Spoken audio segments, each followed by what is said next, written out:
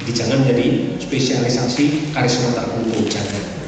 Orang beriman yang menerima karisma harus rendah hati, tidak sombong. Karena tujuan karisma bukan untuk kita yang diberi, tetapi untuk kepentingan seluruh gereja. Ya, jadi Roh Kudus memberikan karisma pada orang-orang tertentu berbeda-beda, tapi tujuannya sama, yaitu untuk pembangunan gereja, untuk perkembangan gereja, bukan untuk orang sendiri. Ya, karena itu harus rendah hati. Orang beriman sebaiknya sering berdoa memohon karisma. Ya, jadi Bapak Ibu termasuk yang tidak ikut karismatik, silakan memohon karisma. Ya, nah, karisma yang disebut dalam kitab suci itu belum lengkap. Ternyata dalam sejarah muncul karisma-karisma baru. Roh Kudus itu selalu aktual, update. Roh Kudus itu update. Ya, Roh Kudus memberi karunia baru dalam sejarah yang belum disebut dalam kitab suci. Saya beri contoh, hidup membiara. Hidup membiara belum disebut di dalam kitab suci. Ya, tapi itu karisma dari Roh Kudus. Ya, abad 4 mulai ada hidup membiara. Ya, kemudian imam-imam harus selibat. Abad 12 romo-romo mulai tidak menikah. Abad 11 masih menikah. Romo-romo itu menikah sampai abad 11 boleh. Abad 12 baru dilarang menikah. Ya, tuh. Itu juga karisma selibat. Ya. Lalu setelah Konsili Vatikan II ada prodiakon awam, ya kan? Dulu kan nggak ada. Bapak Ibu yang sepuh, ya, ingat kan? Sebelum konsili belum ada prodiakon. Putri altar belum ada, yang ada hanya putra altar dulu. Jadi kalau sekarang ada putri altar, prodiakon putri, ini karisma baru. Sesudah Konsili Vatikan II, Kudus berkarya memperbarui gereja dengan karisma baru yang dalam kitab suci belum disebut, ya. Pembenaran, ya, dalam bahasa Latin justificatio, justifikasi, ya. Pembenaran ini istilah yang khas Paulus. Allah membenarkan orang yang beriman kepada Kristus. Orang itu sebenarnya bersalah, tetapi karena imannya pada Kristus, Kristus menanggung kesalahannya. Saya bertanya sekarang, waktu baptis, apa yang terjadi pada orang yang dibaptis? Yang dewasa ya sekarang ya, yang dewasa. Kita pikirkan orang dewasa dibaptis, apa yang diterima oleh orang dewasa yang dibaptis tadi?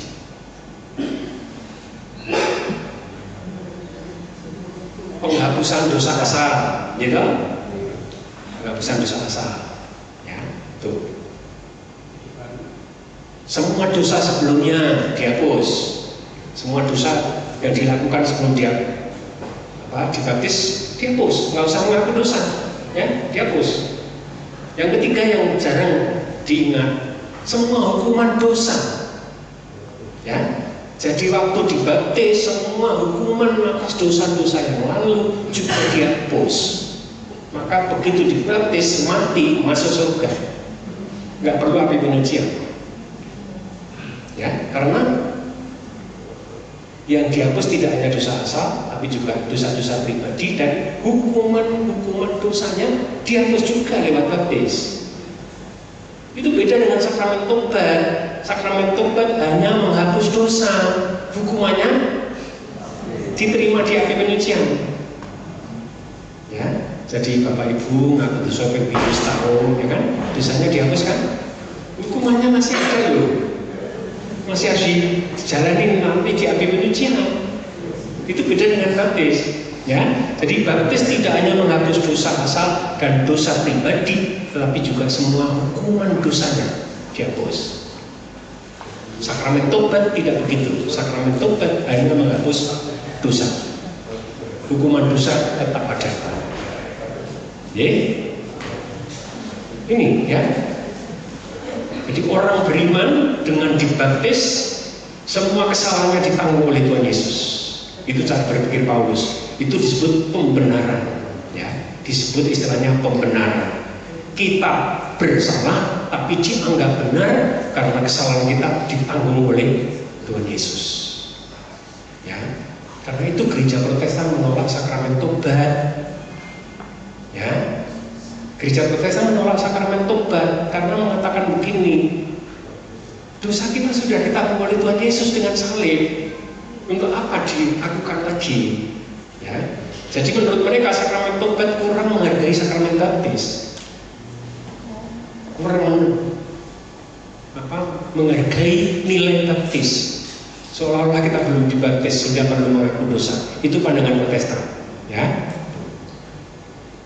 Maka kebenaran juga berarti pengampunan dosa oleh Allah. Kita yang berdosa, Tuhan Yesus yang menanggung. Istilah lain, menebus dosa. Ya kan? Menebus dosa dunia. Anak domba Allah yang menghapus dosa dunia, kasihanlah kami menghapus dosa dunia. Ya. Sebelum saya teruskan, kalau ada yang mau menanyakan itu dulu supaya ada dialog. Bapak monggo. Ada yang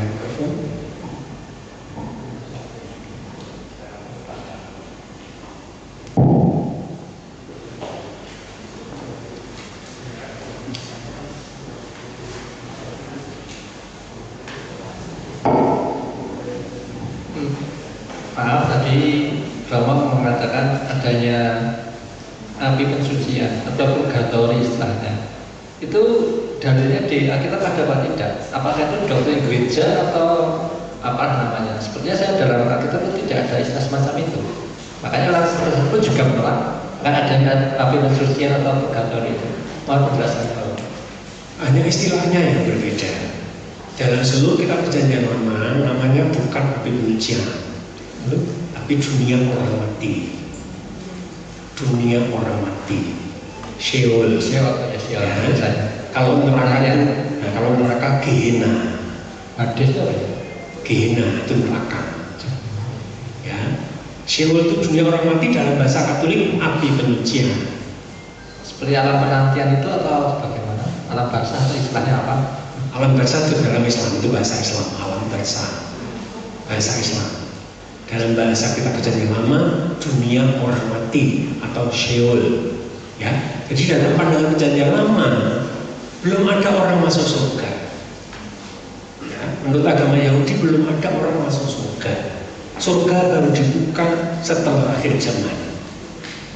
Ya, jadi orang yang mati kalau jahat masuk neraka, yang lain di tempat penantian, dunia orang mati. Baru nanti pada akhir zaman dibangkitkan. Ya. Nah, orang Katolik sedikit mengubah. Jiwa kita sudah bisa masuk surga, nggak perlu sampai kiamat. Badannya baru menyusul setelah kiamat. Itu gereja Katolik sedikit mengubah. Kita hanya ada di dunia orang mati, jiwa saja. Ya, lalu jiwa bisa masuk surga, nggak perlu menunggu sampai kiamat. Badan menunggu sampai kiamat dalam pandangan orang Katolik. Ya, bisa ada yang mau menanyakan? Silakan.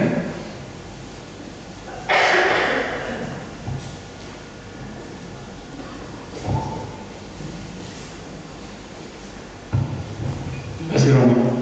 Pertanyaan saya yang pertama, tadi saya baca slide dari Romo, katanya Allah itu adalah pencipta.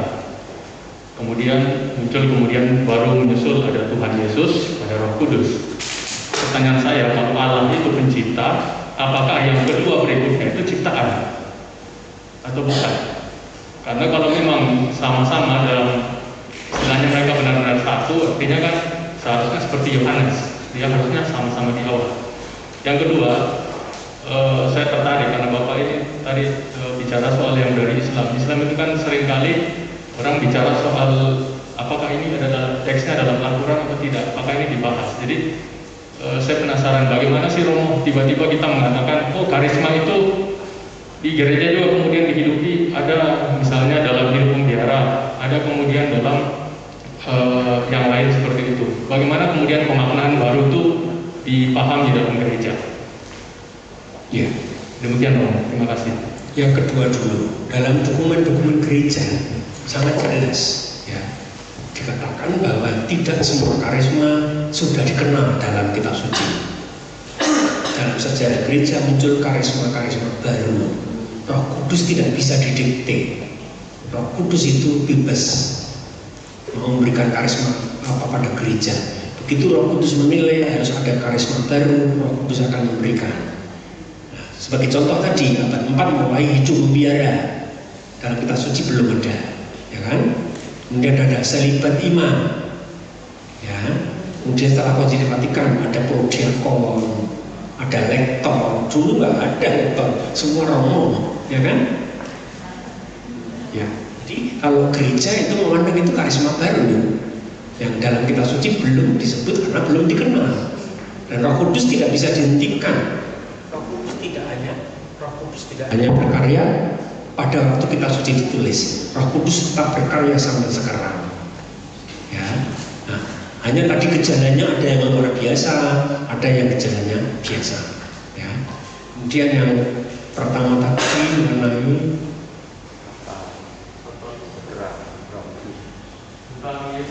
oh iya, urutannya. Begini ya, Allah Tritunggal itu satu Allah tiga pribadi, tetapi yang menjadi pemeran utama bergantian. Ada estafet kepemimpinan di dalam diri Allah. Selama perjanjian lama, tokoh utamanya adalah Bapa. Selama Yesus ada di bumi, tokoh utamanya adalah Putra.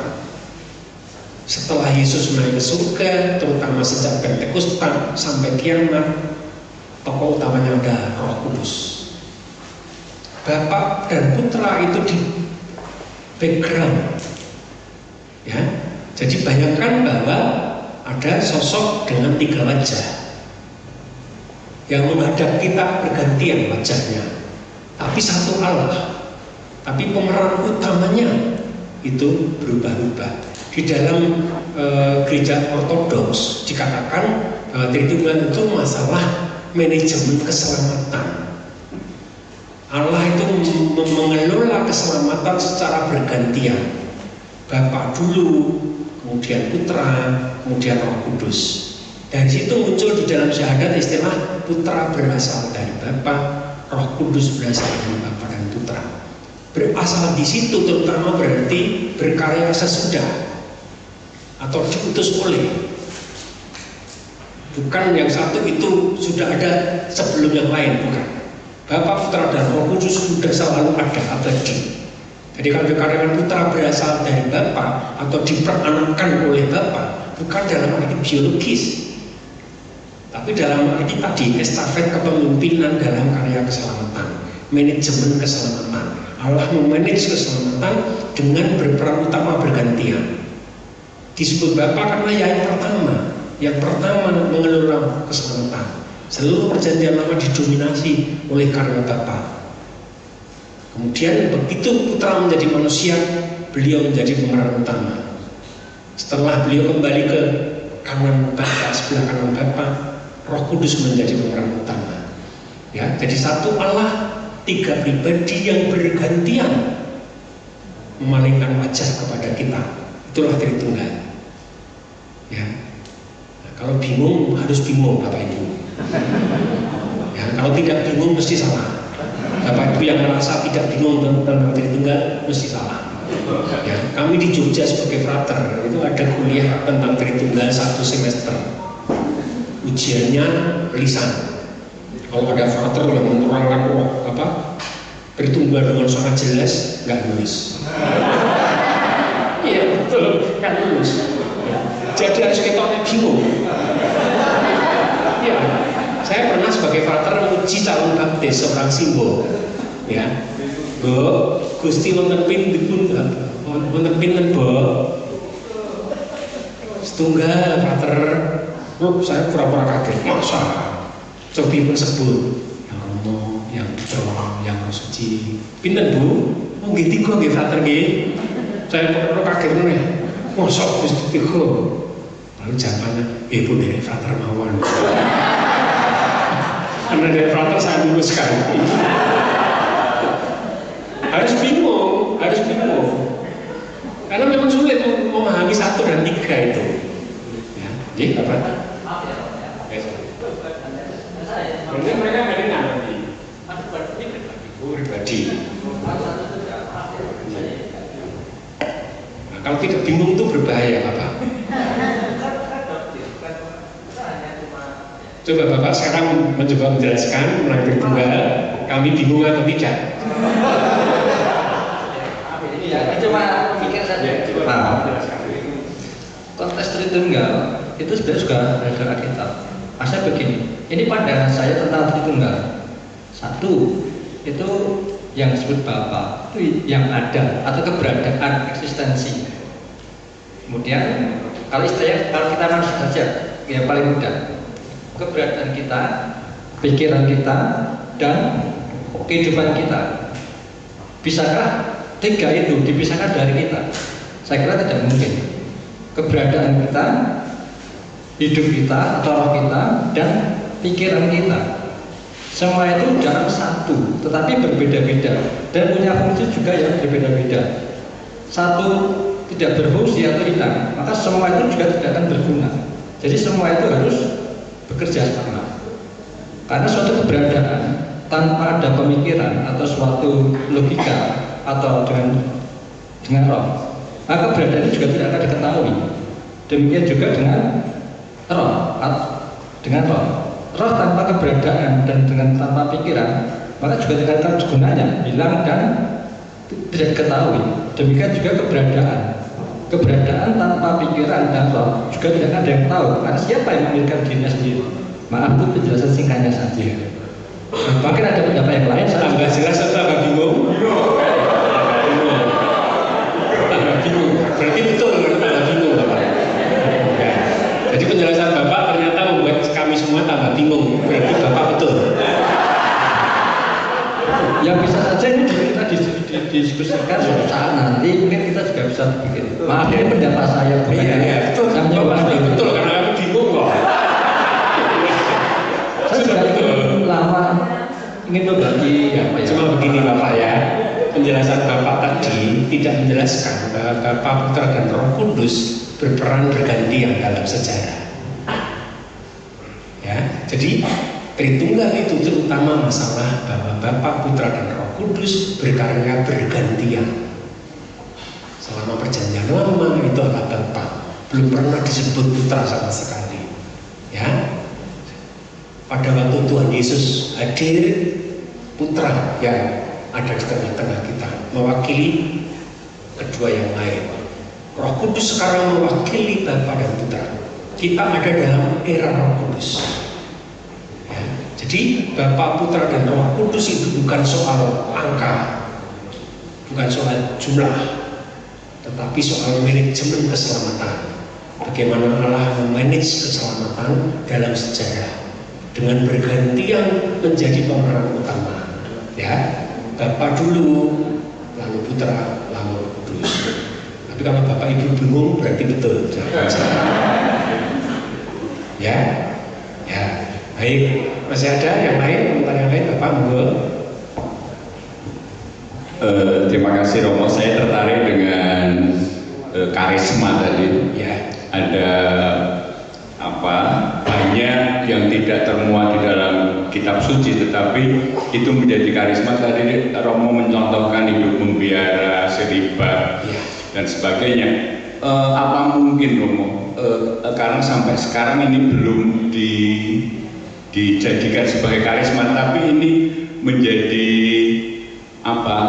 tanda-tanda zaman. Apakah ini bisa dijadikan suatu saat nanti menjadi semacam karisma, misalnya bayi tabung, cloning, LGBT itu bagaimana? Karena ini menjadi sampai sekarang ini kan masih menjadi kontroversi bagi gereja. Tapi apakah ini suatu saat akan menjadi karisma seperti dikatakan Matur Nuwun?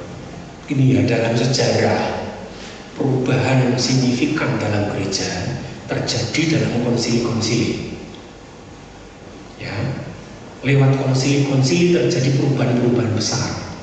Misalnya liturgi. Sebelum Konsili Vatikan II, Bapak Ibu yang sepuh masih ingat, ya, selama misa Romo di depan tabernakel menghadap tabernakel. hanya menghadap umat waktu khotbah dan membagikan komuni. Yang menjawab Romo waktu itu hanya putra altar dalam bahasa Latin. Umat tidak menjawab. Kor nyanyi dewi nang antikor, ya. Itu ekaristi zaman dulu begitu, ya. Romonya itu ngadep berdiri di depan tabernakel, ngadep tabernakel. Putra altar di belakangnya, ngadep tabernakel juga. Yang menjawab hanya putra altar, ya. Kor di antikor nyanyi dewi dalam bahasa Latin. Bukunya Liber Usualis 2000 halaman, menurut Gregorian, ya, kotak-kotak hitam itu, ya kan? Setelah Konsili Vatikan II berubah total, ya kan? Jadi itu konsili mendapat karisma untuk melihat perlunya perubahan, ya. Apakah nanti ada konsili yang mengadakan pembaharuan yang sudah radikal lagi? Itu Roh Kudus yang tahu. Tadi sudah saya sebut mengenai konsili pertama tadi, masih ingat? Di Yerusalem tadi masalah sunat, ya kan? Masalah sunat pun Roh Kudus mencurahkan karisma dalam konsili itu, sehingga akhirnya 12 rasul mengalah pada 2 rasul. Oke lah, yang tidak Yahudi nggak usah sunat, itu kan, ya. Jadi Roh Kudus berkarya terutama memang lewat konsili-konsili, ya. Tentu saja dalam arti tertentu juga lewat paus, ya. Tapi hampir tidak ada paus yang membuat suatu perubahan yang sangat radikal, ya. Karena wibawanya pasti kalah dengan konsili. Karena dalam konsili itu semua uskup hadir. Konsili Vatikan II dihadiri 2.500 uskup, dan itu berjalan 4 tahun, sehingga ada perubahan-perubahan radikal, ya. Jadi ada kemungkinan bahwa gereja suatu ketika sungguh berubah. Tapi kapan kita nggak tahu, itu Roh Kudus yang nanti akan mengatur, ya. Jadi perbedaan antara Protestan dan Katolik ialah gereja Katolik masih percaya Roh Kudus masih berkarya terus dalam sejarah lewat konsili-konsili, lewat para paus dan sebagainya. Sedangkan menurut Protestan, begitu kitab suci selesai, karya Roh Kudus selesai sebetulnya. Maka semua harus kembali ke kitab suci saja, ya kan? Umat Protestan kan semua pedomannya harus kembali ke kitab suci. Kalau nggak ada dalam kitab suci, ya nggak boleh diikuti, kan? Ya. Itu berarti kan pengandiannya Roh Kudus nggak mengadakan perubahan apa-apa lagi. Seolah-olah Roh Kudus selesai berkarya setelah kitab suci selesai ditulis. Menurut kita nggak begitu, ya. Kitab suci tetap penting, tapi Roh Kudus tetap berkarya juga sesudah kitab suci selesai ditulis, ya. Jadi pertanyaan Bapak tadi, ada kemungkinan, tapi itu tergantung Roh Kudus. Roh Kuduslah nanti yang menggerakkan gereja untuk ke arah itu. Ya?